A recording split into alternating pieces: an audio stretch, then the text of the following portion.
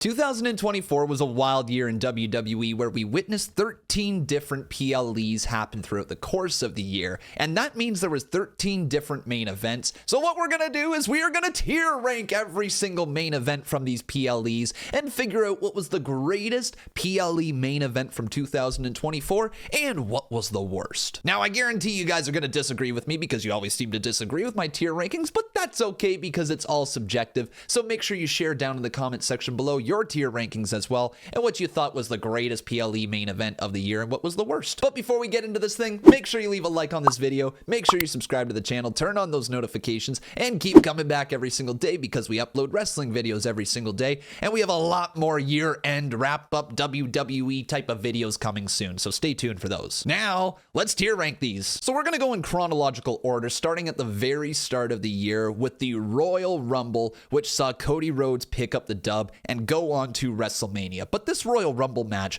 wasn't just about Cody Rhodes. There was a lot of story building going into WrestleMania season this time around, and then there was a lot of focus on who could potentially win. Would Cody Rhodes win it in back-to-back years and go on to WrestleMania again to fight Roman Reigns, or would the returning CM Punk etch his main event at WrestleMania? Like, both were definitely a possibility. And when it came down to the final two with Cody Rhodes and CM Punk saying, "I didn't come back just to lose to Dusty's kid," it legitimately seemed like there was a chance Cody Rhodes was going to lose this thing. And then you add in all the drama after it with him pointing at Roman Reigns, and when we didn't really know if the match was actually going to happen at WrestleMania, like, people were starting to think like maybe WWE's going the direction of Rock versus Roman, because let's face it, that seems to be what the direction was, and Cody Rhodes winning the Royal Rumble was never going to lead to him going to WrestleMania. But he ended up getting that Mania main event because of us Cody crybabies, and he became the WWE Undisputed Champion.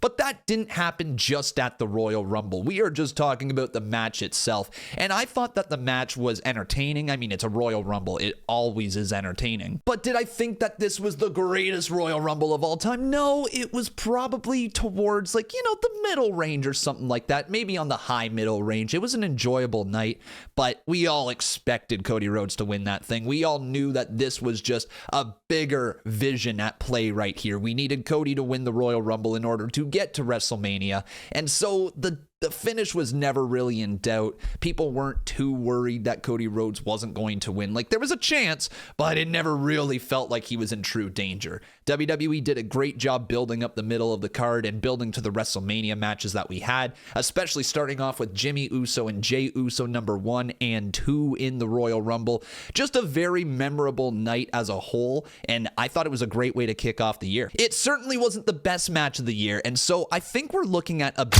tier right here, because if I'm looking at some of the other matches that we witnessed throughout the year, this was obviously a gimmick match, right? You don't get the full style of wrestling until Cody Rhodes and CM Punk were in the final two. You never really got the big time moments either in this Royal Rumble. It was a well put together Royal Rumble, but definitely not near the greatest of all time. And then, of course, Cody Rhodes winning was a great moment. I'm going to give it a B tier. Now we go to Perth, Australia, where we saw Nia Jax take on Rhea Ripley for the Women's World Championship.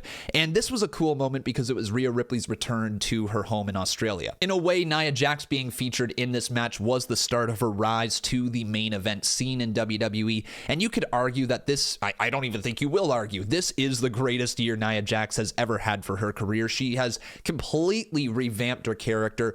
And honestly, fans love what they see from Nia Jax. This match kick-started it all because Nia Jax and Rhea Ripley went out there and put on a banger for the Perth, Australia crowd. They were so behind Rhea Ripley. The hometown crowd loved her, obviously. And then it was a big moment with Rhea Ripley picking up the win over Nia Jax. It looked impressive as well, like seeing Rhea Ripley hit that riptide on Nia. Very, very impressive matchup from those two. And it was memorable because it was an international PLE with a women's main event over in Australia. Like, I don't know how else I can sell it. Like, this was a very, very good match. Do I think there were better matches throughout the year? Absolutely. Do I feel like it's on par with what we experienced at the Royal Rumble? Kinda.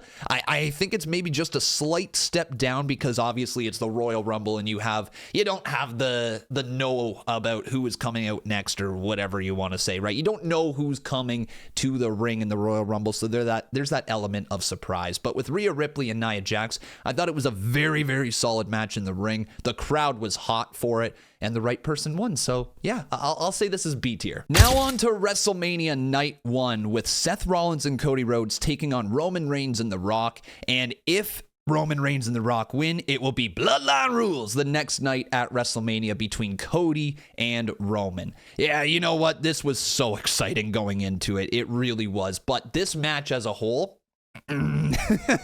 I'll say it. It wasn't the best, okay? It was more hype. It was about building up to the next night. We knew the direction that it was going. We knew that it was going to be special seeing The Rock in the ring and wrestling again. And I thought that everybody busted their ass off to try to make this match the most memorable it possibly could be. But the reality of it was we were all waiting for the next night. We all kind of figured what the result was going to be here because it made no sense going into WrestleMania Night 2 with Cody Rhodes versus Roman Reigns being just a regular one-on-one match. It needed to be Bloodline Rules. It had to be in order to have that amazing ending that we witnessed with everybody coming out from Jimmy Uso, Jey Uso, Undertaker, John Cena. Oh my God, the list goes on and on of people just coming in and out. Seth Rollins as the Shield. It was such a memorable night on Night 2, but Night 1 needed to happen in order for Night 2 to go down. I'll say it. I think this is a C tier right here. I don't think that this match really reached its next level. It was all about the individuals in the ring and the drama that came with those individuals in the ring. The final image of seeing the final boss lifting up his made-up title and Roman Reigns by his side was a very, very memorable image to end the night. The match itself, I'm sitting here trying to think through it, and my only image that I have is Rock pinning Cody Rhodes. That's it. That's all I got. Rock hitting the people's elbow. That's all I got from this match. That's all I really remember. I know that obviously they were in the ring and the aura was insane and that there was a lot of drama with it.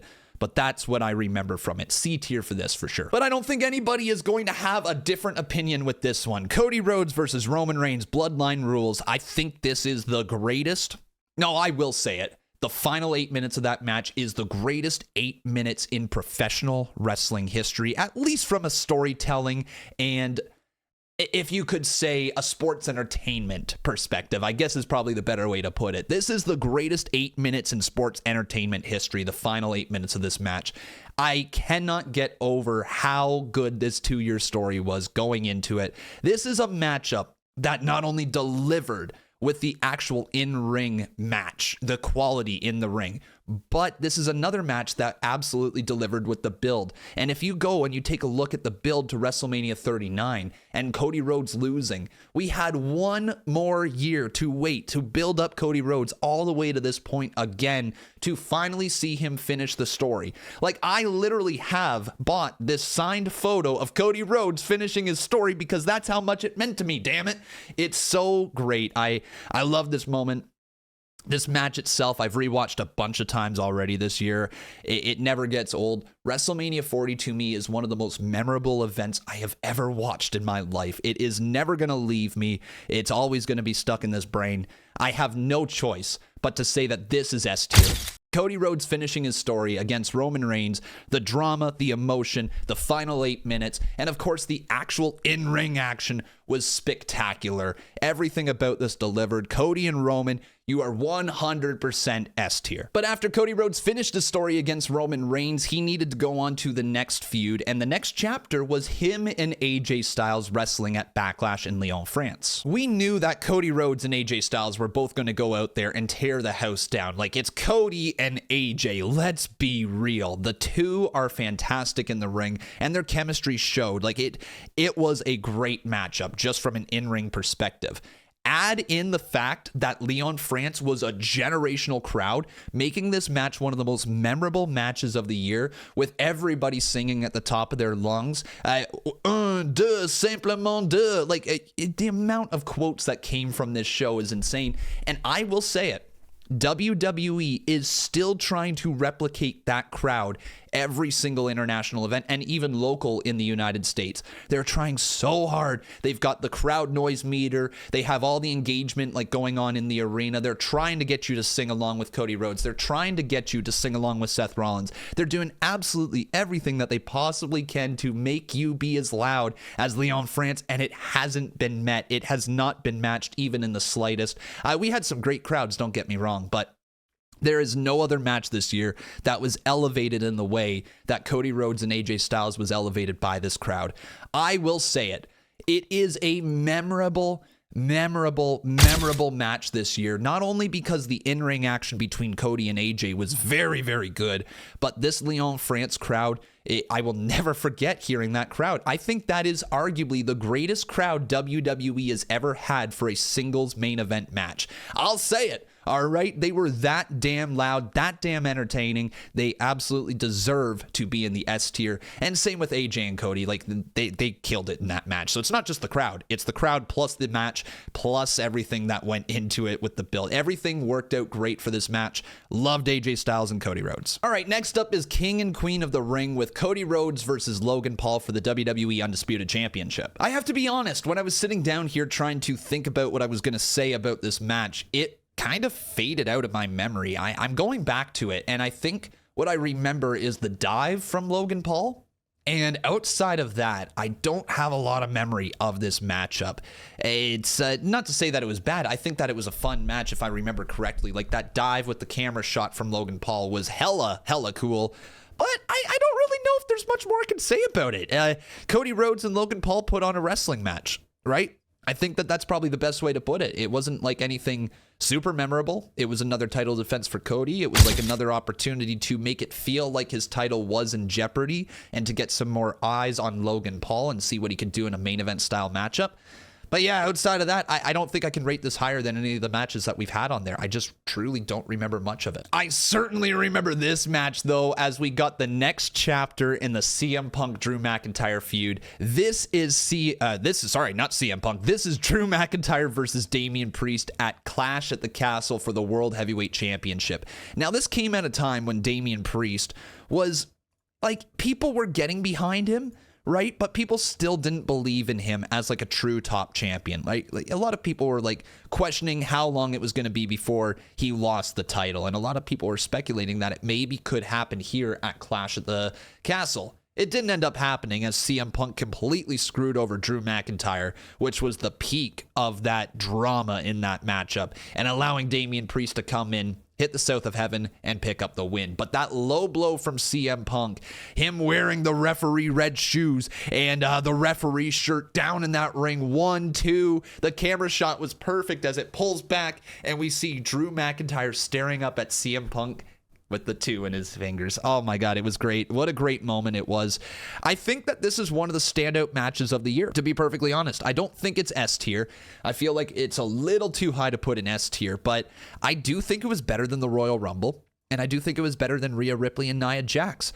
I don't have a problem putting this at the A tier. Drew McIntyre had that crowd behind him, and then CM Punk showing up in the referee shirt was just one of the most memorable moments of the year. Yeah, you know what? Very easy for me. A tier for Drew McIntyre versus Damian Priest. I almost said CM Punk again. Now on to Money in the Bank. We had Cody Rhodes, Randy Orton, and Kevin Owens, back when they were all friends, versus the New Bloodline in the main event of Money in the Bank. Now, I was actually there for this match. I attended Money in the Bank in Toronto in person. Had a great time at this entire event. Myself and Mr. Tesh went. We hung out for the entire weekend, got to see some great wrestling, met some great people in the industry, all of that. It was a wonderful weekend. The match itself, I'm sitting here talking about it, and I'm bringing myself back to the main event of Money in the Bank. And I think part of the issue that I had with it was that the main event didn't feel like the main event compared to what we witnessed throughout the rest of the night. You had moments like both of those Money in the Bank ladder matches. You had the Money in the Bank cash-in. You had the botched pin, unfortunately, with Damian Priest and Seth Rollins, and then that Money in the Bank cash-in. And all of those were big-time moments on the show. And then the main event happened, and they went with heat, right? The ending saw the New Bloodline pick up the win, building to SummerSlam, which I get in the grand scheme of things was the right call. But watching it there live, as the 1, 2, 3 happened, I know the life was sucked out of that building. Every single person was sitting there like, oh, that's it. Okay. What next? Like, is something big going to happen now? Like, we were wondering, is there going to be a huge angle that takes place? Are we going to have something that really hypes up SummerSlam? And no, it just kind of ended. and it felt flat at the end. There's no question about it. Yeah, that's what Heat does. It doesn't make you love the ending, but at the same time, leaving Money in the Bank was very somber versus a lot of other WWE PLEs that I've attended. It was a weird one. The only way that I can compare it was how it felt leaving Survivor Series 2016 when Goldberg beat Brock Lesnar in like a minute and 24 seconds.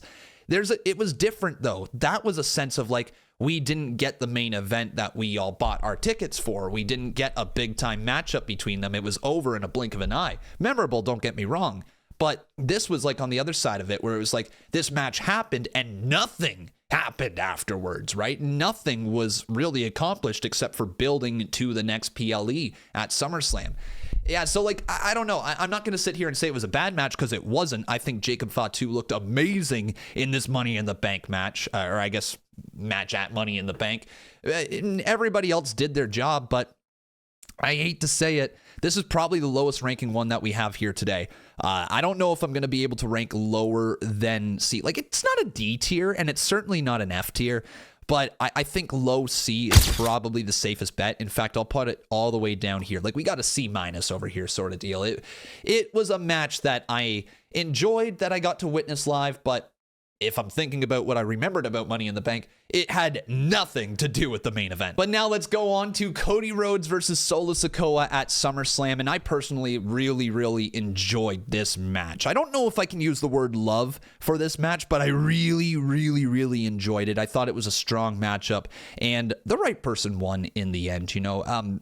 I'm going back to my SummerSlam stream that I had, and I was one of the only people who was actually here to stream SummerSlam.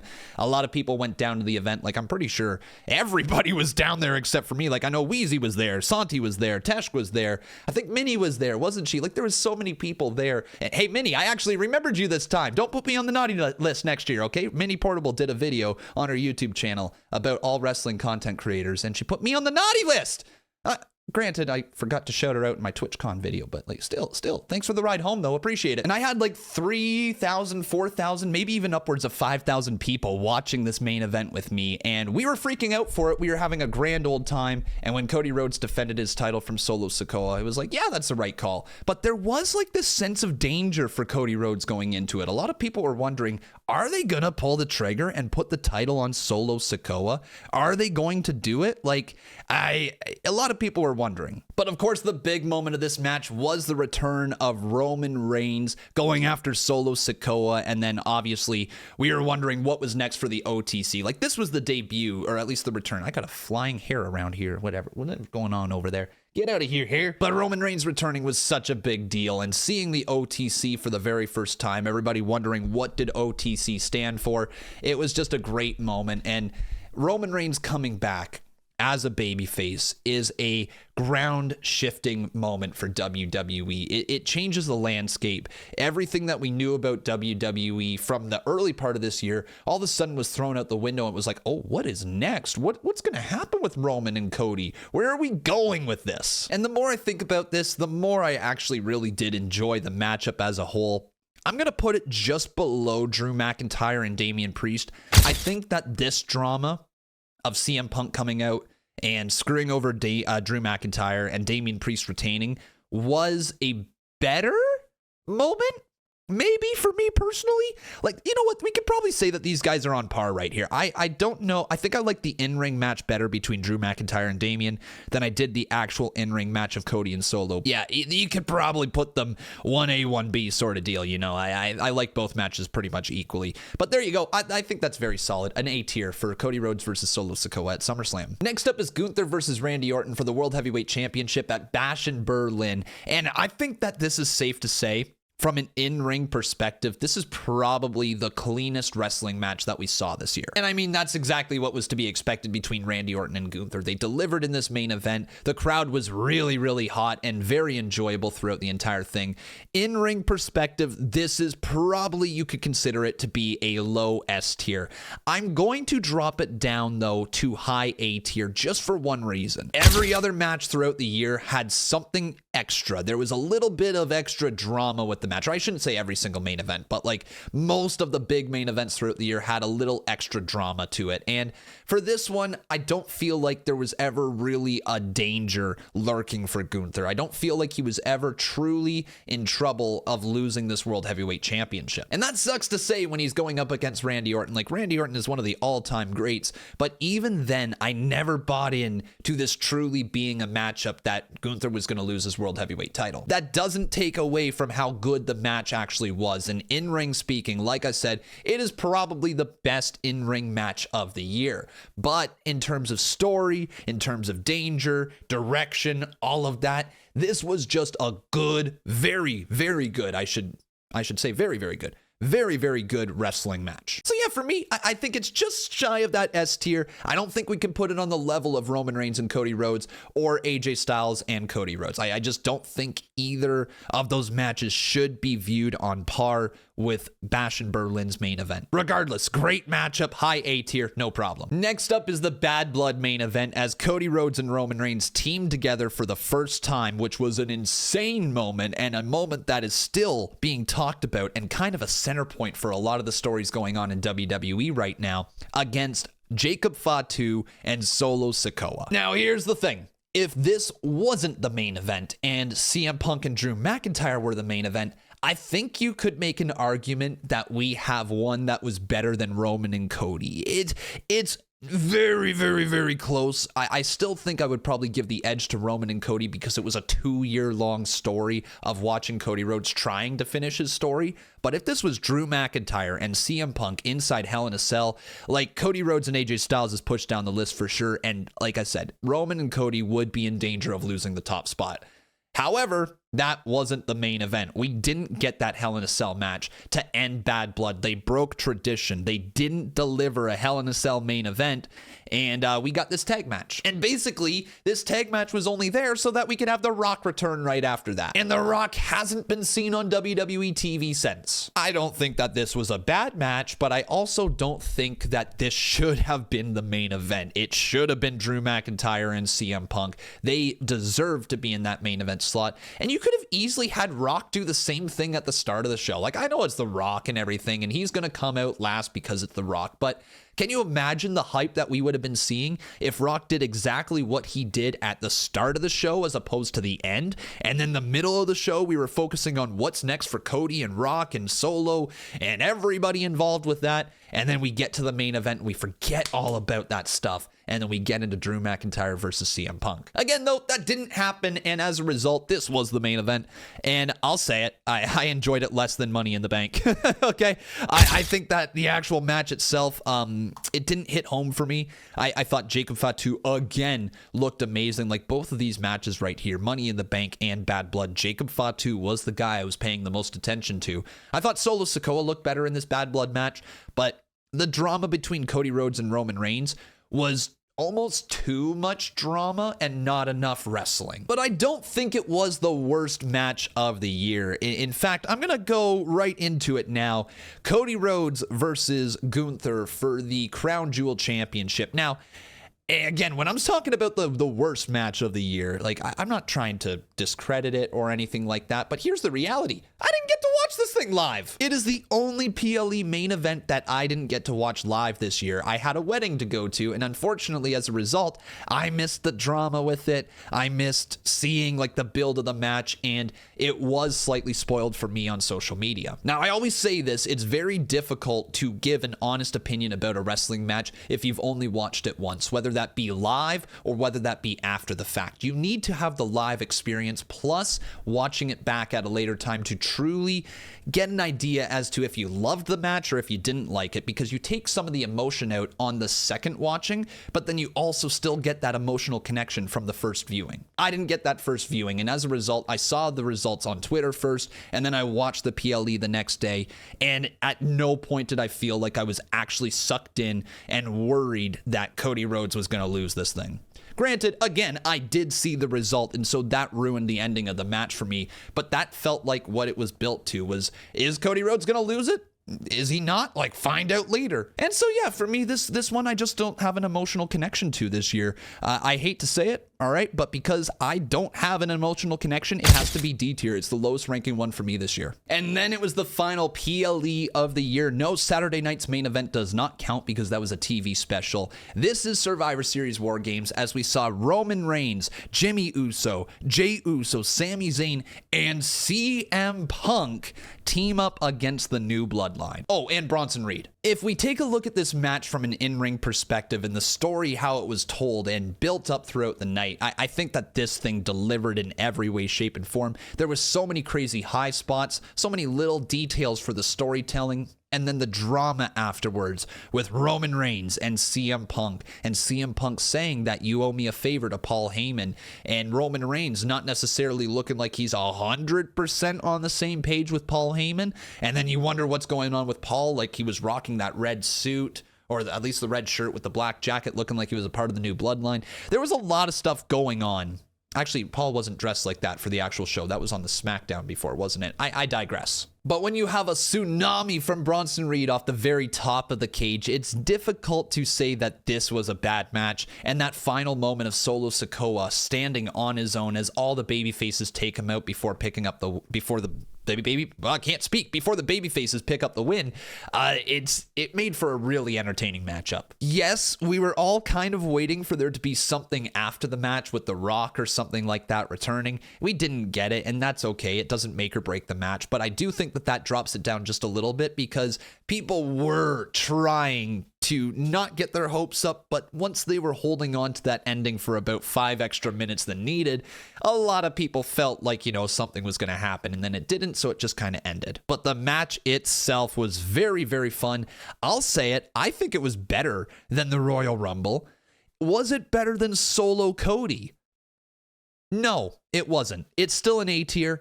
I still preferred Solo Cody as a whole, I think, from it. No, I talked myself out of it. You know what? I talked myself out of it. Solo Cody can drop down one, and we'll have this take place right there. I didn't like it better than Drew Priest. I really enjoyed Drew Priest, so I think that fits right there. But there we go, everyone. This is my 2024 PLE main event tier list. Let me know if you agree, disagree, have any changes. Like, this is all subjective, and it's all about what you enjoyed and what you didn't enjoy, okay? So don't worry if you have a different opinion. Don't worry if I have a different opinion. Just have fun with it. Let me know your reasoning down in the comments below. And also, while you're down there, make sure you leave a like on this video. Make sure you subscribe to the channel. Turn on those notifications and keep coming back every single day because we upload wrestling videos every single day. Thanks for watching, everyone. Lots more videos to come. Take care and have a good one.